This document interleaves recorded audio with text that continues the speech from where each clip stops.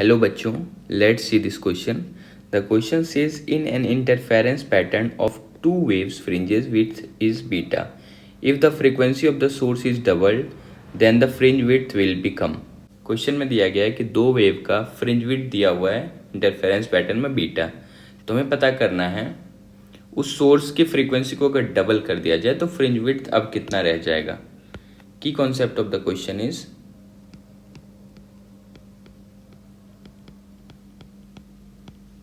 first key concept of the question is relation between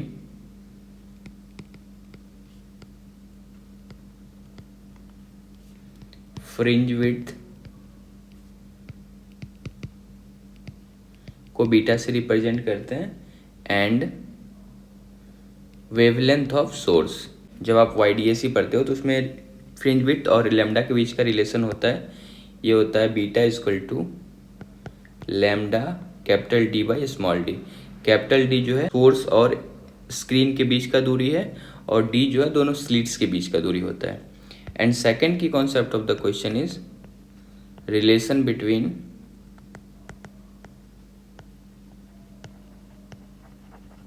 lambda and wavelength and frequency.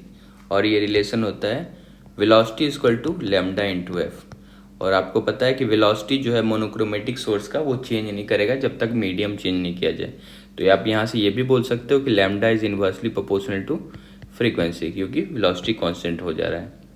तो इन दोनों की concept की help से हम लोग इस क्वेश्चन को सॉल्व करेंगे. अब सपोज दो अलग अलग सोर्स दिया हुआ है और उसका फ्रिंज विड्थ बीटा है.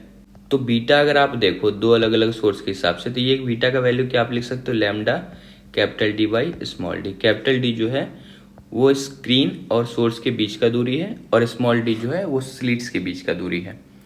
अब क्या कहा जा रहा है कि फ्रीक्वेंसी को डबल कर दिया जाए.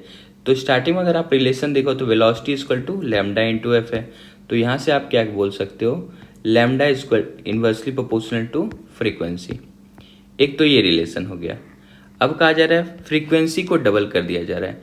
तो अब नया लैम्डा डैश अगर आप निकालो तो ये अब क्या हो रहा है फ्रीक्वेंसी को डबल ये 1/2f आप बोल सकते हो. पहले f था अब 1/2f हो गया.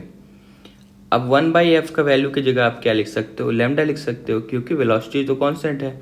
तो नया वेवलेंथ जो हो जाएगा ये 1/2 और 1/f की जगह आप क्या लिख सकते हो लैम्डा. तो नया वेवलेंथ हो जाएगा 1/2 इंटू लैम्डा या फिर आप बोल सकते हो लैम्डा बाई 2. अब जब नया फ्रिंज विड्थ निकालोगे बीटा तो ये क्या हो जाएगा ये आप लिख सकते हो lambda dash capital D by small D. यहाँ पर स्क्रीन और सोर्स के बीच का दूरी को नहीं घटाया या बढ़ाया जा रहा है ना ही स्लिट्स के बीच का दूरी को घटाया जा रहा है. सिर्फ लैम्डा चेंज हो रहा है.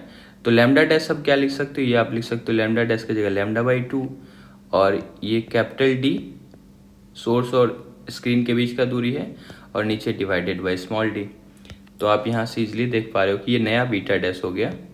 तो नया जो फ्रिंज विड्थ हो जाएगा ये हो जाएगा लैम्डा D बाई 2d. अब आप यहाँ से भी देख पा रहे हो कि ये लैम्डा D बाई डी जो क्वेश्चन के हिसाब से यही वैल्यू दिया हुआ है बीटा. तो आप यहाँ से लिख सकते हो 1/2 इंटू बीटा. तो नया फ्रिंज विड्थ जो बीटा डैश आ जाएगा ये क्या आ जाएगा beta by 2. So the correct option is option number first. Hope you understood it well. Best of luck. Thank you.